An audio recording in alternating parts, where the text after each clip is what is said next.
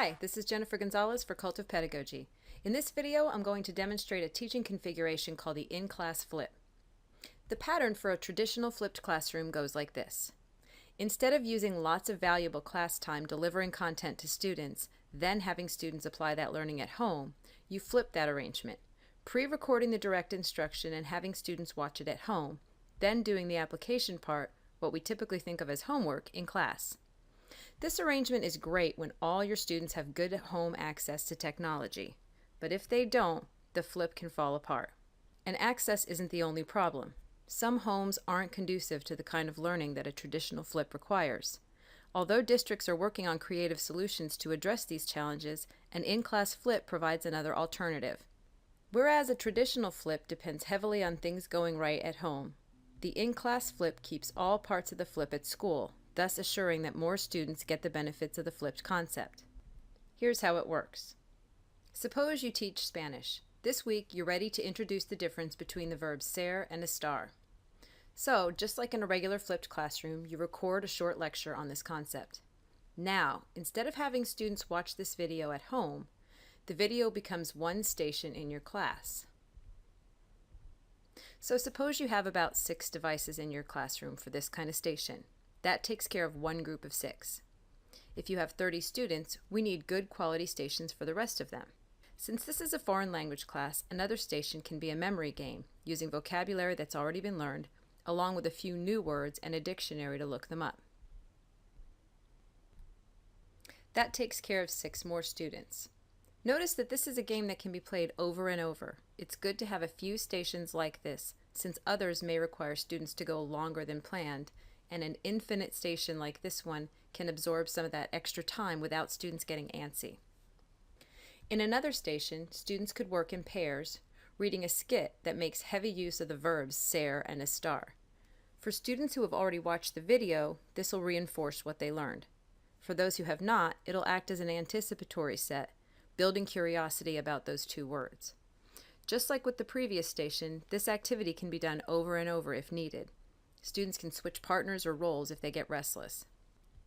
Another station could be a standalone activity, like a cultural or craft lesson, like making cascarones. It's important that activities like this be quick and simple, taking no more time than any other station. Do one yourself ahead of time to estimate the duration.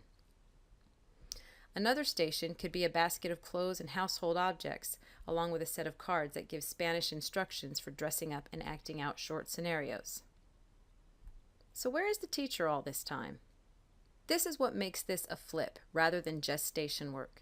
Because the teacher has pre-recorded the lecture portion of the lesson, he is now free to interact with students at the other stations, correcting their misconceptions, answering any questions they might have, but never having to re-deliver the lesson itself.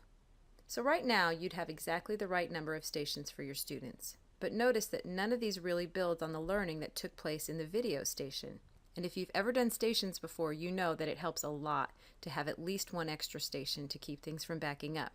So let's add one more. This one will have focused written work that builds on the material learned in the viewing station. Notice that right now this is left empty.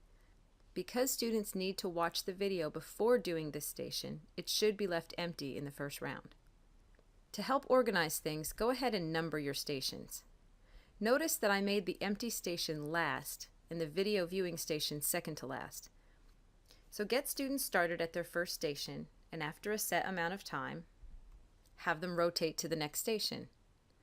Once students start rotating here to station 6, this is where you'll spend most of your time to make sure the concepts from the video are being applied correctly. So the rotation would continue in this direction. As students move through the stations, some irregularities may develop.